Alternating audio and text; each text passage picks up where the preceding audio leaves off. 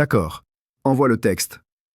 Et maintenant, voici ce qui se cachait derrière cette montée en tension silencieuse, ce qui reliait tous ces indices, ces mouvements discrets, ces ajustements presque invisibles qui ont fini par dessiner une image claire.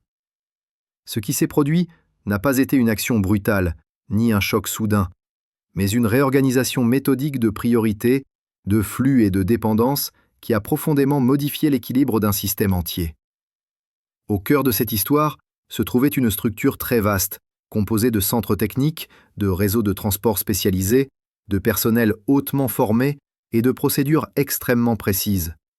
Une structure conçue pour fonctionner de façon continue, fluide et presque automatique. Lorsque certains de ces éléments clés ont cessé de fonctionner ensemble, non pas par destruction directe, mais par désynchronisation, l'ensemble a commencé à perdre son efficacité. Des centres de maintenance ont été mis hors service par la perte de leur alimentation et de leurs instruments de contrôle. Des ateliers de vérification n'ont plus pu valider les équipements qui y passaient, des équipes se sont retrouvées avec des matériels parfaitement intacts, mais impossibles à utiliser sans l'autorisation technique qui devait les accompagner. Peu à peu, la capacité réelle du système s'est réduite, non pas parce qu'il était vidé de son contenu, mais parce que les liens invisibles qui reliaient ses parties avaient été affaiblis. Les flux de composants spécialisés se sont ralentis, les itinéraires de transport ont été allongés, les marges de sécurité ont disparu, obligeant les responsables à devenir plus prudents, plus lents, plus hésitants. Ce qui faisait la force de l'ensemble, sa rapidité, sa souplesse et sa fiabilité, est devenu son point sensible, car tout reposait sur la continuité parfaite de ces échanges. Une fois cette continuité rompue, même légèrement, l'édifice a commencé à fonctionner à un niveau bien plus bas que ce qu'il affichait auparavant. Sur le terrain humain, cela s'est traduit par une accumulation de petites tensions, des équipes qui attendent des confirmations qui ne viennent plus à temps, des responsables qui doivent valider 2 fois ce qui ne demandait auparavant qu'un seul regard, des décisions qui prennent plus de temps à être prises, puis à être appliquées. Le système n'était pas tombé, il était devenu lourd, lent et prévisible, ce qui, dans un univers fondé sur la rapidité et l'adaptation, équivaut à une perte majeure de souplesse et d'influence. Cette transformation a eu des répercussions bien au-delà de la sphère purement technique. Elle a modifié la façon dont les acteurs se perçoivent eux-mêmes et sont perçus par les autres. Un dispositif qui reposait sur l'idée de disponibilité permanente a dû accepter qu'il fonctionne désormais par plage limitée, par priorité stricte, par choix contraint. Certaines ressources ont été redirigées vers la protection des itinéraires logistiques, plutôt que vers des missions d'extension ou de démonstration de capacité.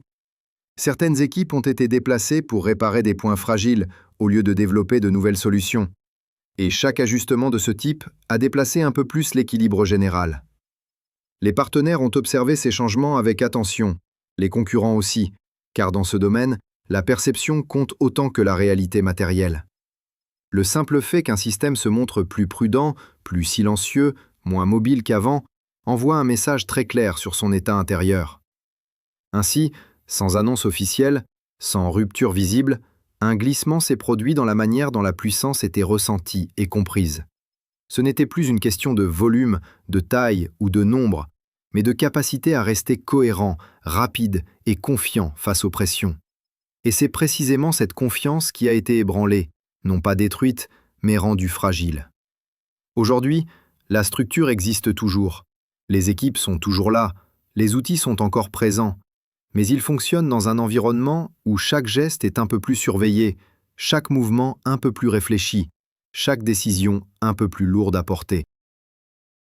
C'est cela, l'essence réelle de ce qui s'est joué, une modification profonde du rythme, de la fluidité et de l'assurance d'un ensemble qui semblait autrefois parfaitement stable, et qui a découvert qu'il dépendait en réalité de nombreux fils discrets, faciles à tendre, mais aussi faciles à fragiliser. Autour de cette transformation interne, tout un environnement a commencé à se réorganiser presque malgré lui, comme si une pierre avait été jetée dans un lac calme et que les ondes se propageaient lentement vers les rives. Dans les capitales européennes, à Bruxelles, à Paris, à Berlin, à Rome, les équipes diplomatiques ont observé avec attention ces signaux faibles, ces ajustements discrets, ces changements de ton et de rythme qui ne faisaient pas la une des journaux, mais qui se lisaient dans les communiqués, les déplacements, les priorités soudain modifiées. À Washington, les analystes ont mis à jour leur modèle, non pas parce qu'un événement spectaculaire l'exigeait, mais parce que les données montraient une évolution lente mais constante de certains paramètres, une baisse de fluidité, une augmentation des délais, une concentration plus forte sur la protection que sur l'initiative. Ces éléments, pris séparément, ne semblaient pas alarmants, mais ensemble, ils racontaient une histoire très claire, celle d'un système qui se referme légèrement sur lui-même pour se préserver et qui, ce faisant, renonce à une partie de son élan extérieur. Dans ce monde où tout est interconnecté, ce type de mouvement n'est jamais isolé. Il influence les partenaires qui deviennent plus prudents, les concurrents qui deviennent plus attentifs, et les observateurs qui deviennent plus conscients des fragilités structurelles qui existent derrière les façades solides. Dans les cercles économiques, cette évolution a aussi été remarquée, car les flux techniques et logistiques ne sont jamais complètement séparés des flux civils. Des entreprises spécialisées dans la maintenance, la fabrication de composants de haute précision, la gestion de chaînes d'approvisionnement complexes ont vu leurs priorités évoluer, leurs contrats se réorienter, leurs ressources se concentrer sur la réparation et la sécurisation plutôt que sur l'innovation et l'expansion. Cela a créé un effet de ralentissement dans certains secteurs, un sentiment diffus que quelque chose se stabilise, mais au prix d'une perte de dynamisme. Dans les universités, dans les centres de recherche, des discussions ont émergé sur la résilience des systèmes modernes, sur la façon dont des architectures extrêmement sophistiquées peuvent être très performantes, mais aussi très sensibles à la moindre rupture de continuité. Des conférences ont été organisées, des articles ont été publiés, non pas pour commenter un événement précis, mais pour réfléchir à ce qu'il révélait sur notre époque, sur notre dépendance au réseau, aux flux, aux synchronisations parfaites qui rendent tout possible, mais rendent aussi tout vulnérable. Au niveau humain, cette situation a également eu un impact subtil mais réel. Des milliers de personnes qui travaillaient dans ces structures, ingénieurs, techniciens, logisticiens, analystes, responsables de coordination, ont vu leur quotidien changer. Les rythmes de travail se sont intensifiés dans certains domaines, allégés dans d'autres, les priorités ont été redéfinies, les marges de manœuvre réduites. Ce n'était pas un choc brutal, mais une adaptation permanente, parfois fatigante, parfois stimulante, mais toujours exigeante. Beaucoup ont commencé à ressentir que leur rôle ne consistait plus seulement à faire fonctionner un système, mais à le protéger contre sa propre complexité, à anticiper ses fragilités, à renforcer ses points faibles avant qu'ils ne deviennent visibles.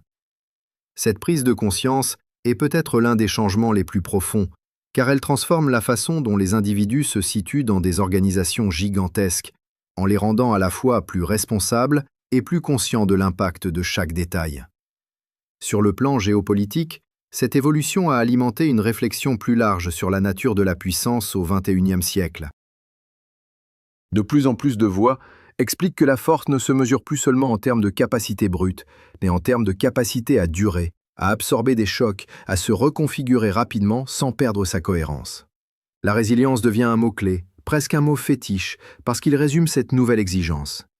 Un système résilient n'est pas celui qui ne subit jamais de pression, mais celui qui peut en subir sans perdre son identité ni sa fonctionnalité essentielle. Ce que cette séquence d'événements a montré, c'est que même les structures les plus impressionnantes peuvent être ralenties, déstabilisées, non pas par une confrontation directe, mais par une pression diffuse, intelligente, ciblée sur leurs interdépendances. Cette leçon est maintenant intégrée dans de nombreux discours, dans de nombreuses stratégies, même si elle n'est pas toujours formulée ouvertement. Et au-delà des cercles spécialisés, il y a le public, les citoyens, les observateurs ordinaires qui perçoivent ces changements à travers des signaux très indirects, une tonalité différente dans les discours, une prudence accrue dans les annonces, une attention plus forte portée à la sécurité, à la stabilité, à la prévisibilité. Sans forcément en connaître les causes profondes, beaucoup ressentent que le monde devient plus attentif à ses propres fragilités, plus conscient de ses limites, plus soucieux de préserver ce qui existe, plutôt que de toujours chercher à aller plus loin. Ce n'est ni entièrement rassurant, ni entièrement inquiétant. C'est simplement une nouvelle phase, une nouvelle manière de penser la continuité, la sécurité et l'équilibre, dans un environnement global où tout est lié. Au final, ce qui restera de cette histoire ne sera peut-être pas un événement précis, un lieu, un nom ou une image spectaculaire, mais une prise de conscience collective. La prise de conscience que les systèmes modernes sont puissants mais délicats, rapides mais dépendants, efficaces mais sensibles. La prise de conscience que l'avenir se joue autant dans les détails invisibles que dans les grands gestes visibles.